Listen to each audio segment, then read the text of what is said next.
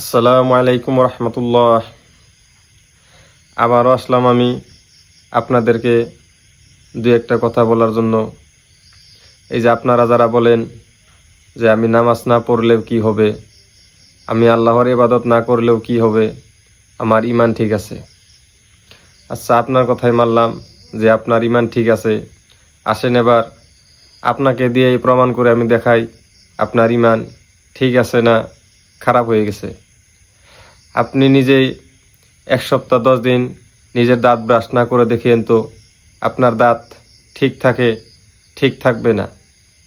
আপনি 1 সপ্তাহ 10 দিন আপনার দাঁত ব্রাশ না করলে আপনার দাঁত যেমন নষ্ট হয়ে যায়, ঠিক তেমনি মাসের পর মাস আপনি যে আল্লাহর ইবাদত করছেন না, আল্লাহর নাফরমানি করতেছেন, তারপরেও আপনার ইমান ঠিক থাকবে?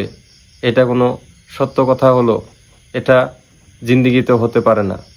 যেখানে আপনি সপ্তাহ 10 দিন দাঁত ব্রাশ না করলে আপনার দাঁত নষ্ট হয়ে যায়, সেখানে আপনি মাসের পর মাস ইবাদত করেন না, আপনার ইমানও নষ্ট হয়ে যায়।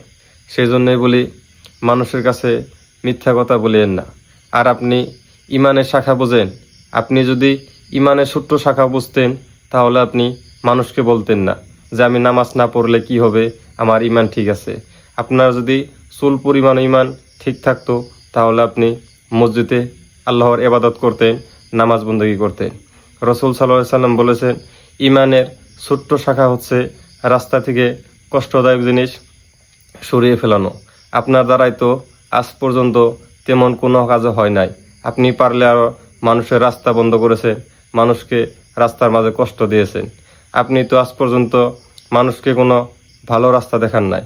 আপনার যদি চুল পরিমাণ ইমান ভালো থাকতো তাহলে আপনি মসজিদে আপনাকে দেখা যেত। আর আপনি ইবাদত না করেই বলেন যে আমার ইমান ভালো আছে। আপনার যদি ইমানই ভালো থাকতো তাহলে তো আপনাকে মসজিদে দেখা যেত। ইমান যাদের ভালো আছে তারা মসজিদ থেকে কখনোই বিরত থাকতে পারে না।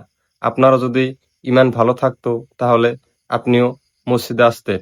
সেই জন্যই বলি, ইমান আপনার দুর্বল হয়ে গেছে। আপনি মসজিদে আসেন, ইবাদত বন্দী করেন। আল্লাহ তাআলা আপনার ইমান মজবুত করে দিবেন ইনশাআল্লাহ। আল্লাহ তাআলা আমাদের সবাইকে সঠিক আমল করার তৌফিক দান করুক এবং আল্লাহ তাআলা আমাদের সবাইকে মাফ করে দেন। আমিন।